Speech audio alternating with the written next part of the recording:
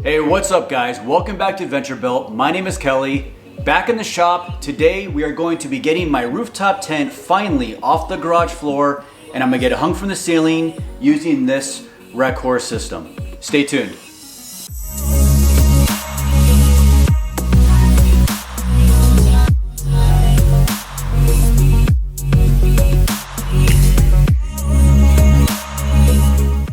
And guys, before we get into this build, don't forget to subscribe. 2020 is the year of 1,000 subscribers. So let's make it happen this year. Hit that subscribe button, like, leave a comment. It really helps out the channel. A couple of weeks ago, I attempted to make my own 3-to-1 4-point pulley system to get the rooftop tent off the ground, hung from the ceiling, without having to spend a lot of money. The system worked okay. It ended up needing 2 people to pull it up because the ropes kept twisting, the pulleys kept twisting. I just wasn't using super high quality hardware for the pulley system. So instead of going through and buying steel braided line and better pulleys and a latch system to actually keep it from falling down, I decided to go on Amazon and do what everyone does, do a search, see what pops up. I was able to find this Racor system that is basically just a platform hoist that use a drill, and it will raise up to 250 pounds off the ground and hang it from the ceiling, which is perfect for what I need. My Yakima rooftop tent weighs just about 150 pounds. Let's tear this box open and see what is involved in getting this thing hung.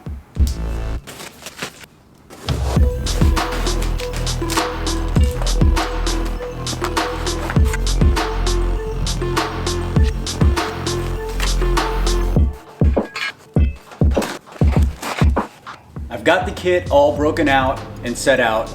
I'm actually not going to use the base bracketry, the shelves and this bar here. It's just not quite long enough for the rooftop tent so that the cables don't crush the sides of it. So I'm gonna actually end up going back to the 2x4s with the eyelets on it. I think it's just gonna work out better for the rooftop tent. So let's start putting pieces together. This is like Legos basically. And by the way guys, I will have a link to this kit below in the description. Here's a breakdown of the kit. This is the bracketry and the bars. And this bracketry, this lattice, the steel lattice here, connects to make a base for the entire platform. These are the drive wheels. These are 4 of the arm pulleys that actually where the wire hooks into. This is bracketry for the drive system. And this is the manual crank, although I'm gonna use a drill. And this is the drive motor and all the wire, the steel braided line, and all the hardware to make this whole thing happen. Step 1 is going to be mounting the gear drive to one of these brackets. And you can see the 2 brackets, they look very similar, actually they look almost exact, except one has a bushing and one does not. And we're using the one without the bushing to mount the gear drive to. I know this because I already did it wrong the first time. So the gear drive, you can see that on this side, there are 4 holes to mount. This side, there are only 2. And all we're going to do is take the bracket without the bushing and you mount the gear drive in this orientation right here. And as you can see the hole through and the 4 bolt holes line up. Make sure that's it. And to mount it, you're gonna have 4 of these black oxide Allen head screws. These are the screws that you're actually going to use to mount the gear drive to the bracket.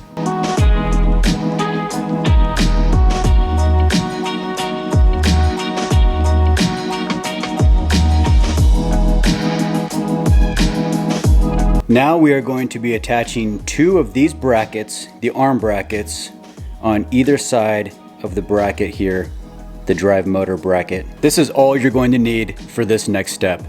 The 2 arms per side, all your hardware, a wrench, and I have my drill with a Phillips head screwdriver on here. And all we're doing is putting the arms into each bracket and putting 2 bolts per. Easy peasy.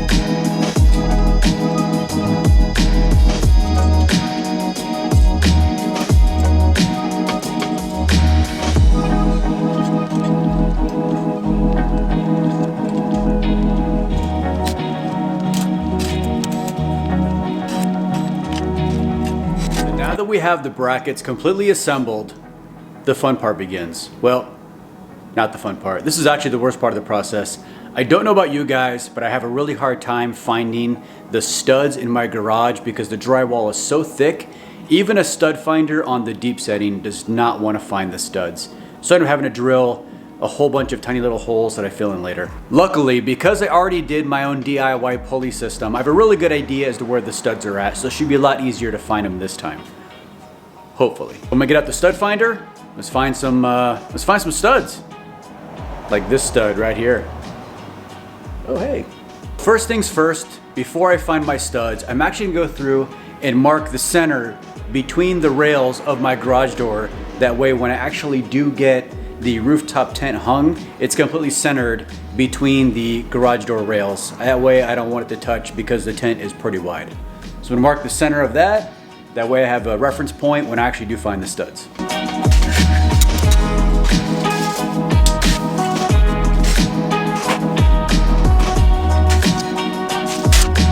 I have the center marked. Now it's time to find some studs.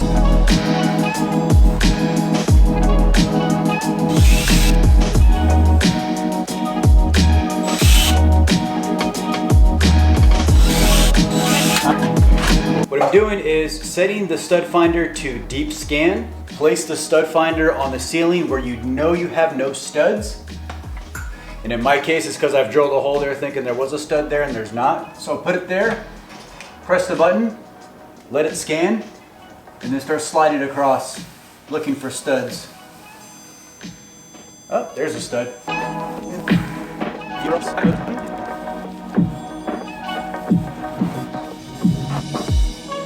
I have 3 studs marked. Now I'm gonna go through and with my drill and the smallest drill bit I have, but it's fairly long, drill little pilot holes to make sure there actually is a stud back there because I have found the stud finder is not always right. And just like that, I am drilling holes into drywall and there's no stud there. So now when I do find the stud, finally, I take my pencil, I circle it, and I draw an S for stud. So now that I've found 3 mounting points for the single bracket, let's get it installed. So the instructions call for an 1/8" pilot hole for the lag bolts to get this bracket here into the ceiling. And we're using these lag bolts here. And I'm going to use a 10mm socket on a driver to drive them into the ceiling. I've only got the 2 mounting points because I can only find 2 studs. So I'm just gonna put a few more into the drywall just for a little bit of extra precaution. Right now, I am beyond frustrated. The studs are not where they're supposed to be. They're not lining up. They're not 16 inches on center. I don't know what's going on. So I'm at the point now, this is the second time I've been frustrated with this part of my ceiling in my garage. I'm at the point now where I'm going to cut a hole in my garage ceiling to figure out where in the hell these studs are at because I don't want to hang a 150-pound rooftop tent over something and then have it fall. So desperate times, desperate measures, we're cutting holes now. I discovered part of the issue. There was actually 2 pieces of drywall on top of each other. It looks like a 1/2 inch, maybe a little bit bigger than 1/2 inch, and then a 3/8 inch piece of drywall. So they're stacked atop each other, and that's why my stud finder is not being able to read where the studs are. So now I'm gonna stick a GoPro up there and look on my phone and see if I can figure out what exactly it is that I'm looking at here.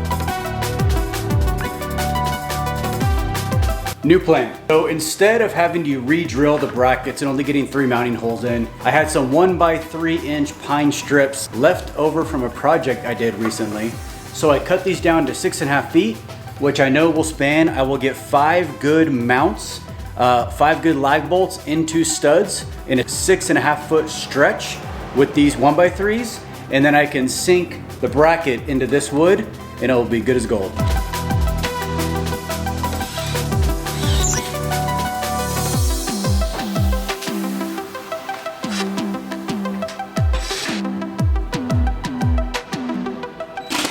I got the first board installed, the 1x3 that I'm using to span the gaps that I have in my studs, and now it's time to hang the first bracket. This project is taking me pretty much all day just because of this stud issue. I'm not thrilled, to say the least.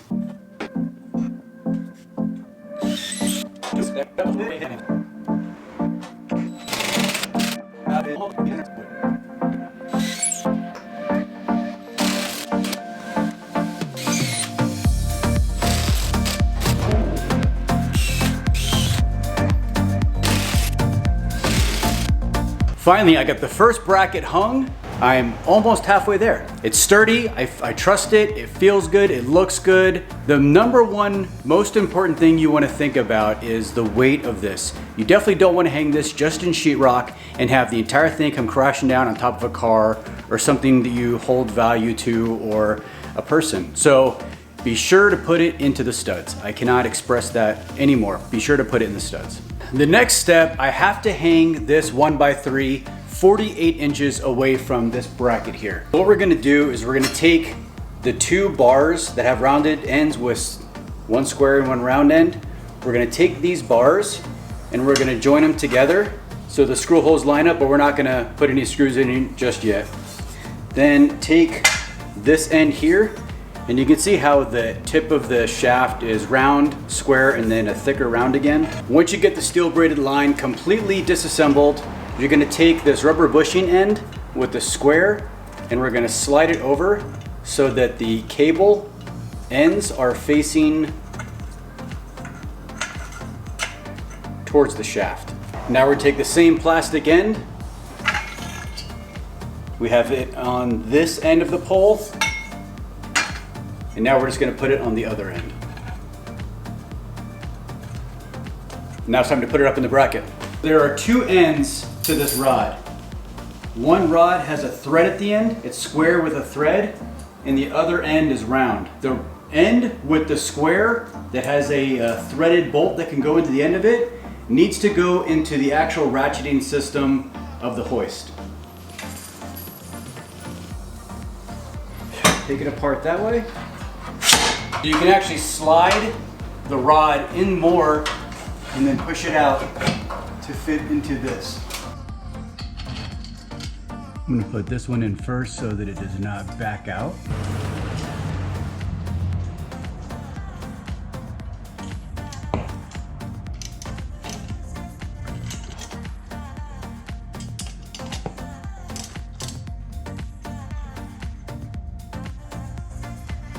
Because I am not using the factory mounting grate with the two bars that came with it, and I'm using a 2x4 with eyelets, I'm disassembling this so that I can just have this end.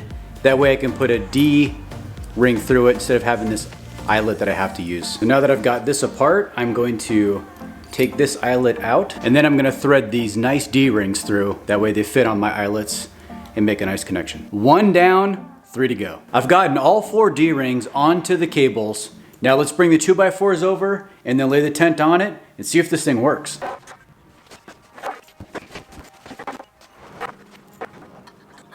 Now all I'm doing is hooking the D rings into the eyelets of the 2x4. And the reason that the eyelets are so wide is so that the cables don't cut across the top of the case.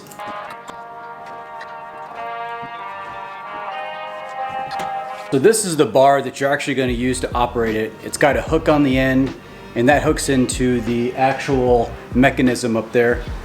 It comes with a hand crank, old school hand crank. I'm not using that. They have a drill attachment, which goes into this end here. And then there's a little screw. Now you can spin this with your drill. Pull the safety latch out.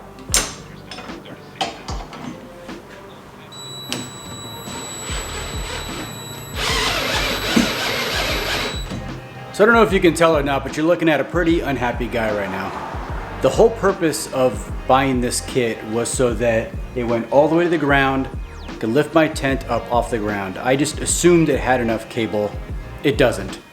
I initially did it wrong. I forgot to route it through the arms, and once I routed it through the arms, it stands about 1.5 feet off the ground, which means I now have to lift the tent up 1.5 feet, hook it in, to lift it up. Let's see if we can get this thing to lift. It works. My drill hates it. It's over there smoking a little bit and it's not quite level, but works as advertised. I made a quick change to the way I mounted the tent. I actually ditched the 2x4s. I went back to the stock bars.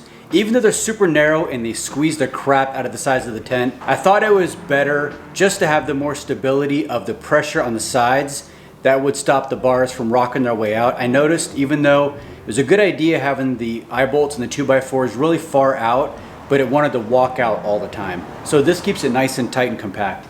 And it actually looks a lot nicer without having 2x4 sticking up there, and it's more low profile. I've changed my mind now that I've cooled down. I actually like this system. I like this kit. I still have to get longer cables only because my ceiling in my garage is, I guess, taller than normal. So I have to get longer cables so that it reaches all the way to the ground.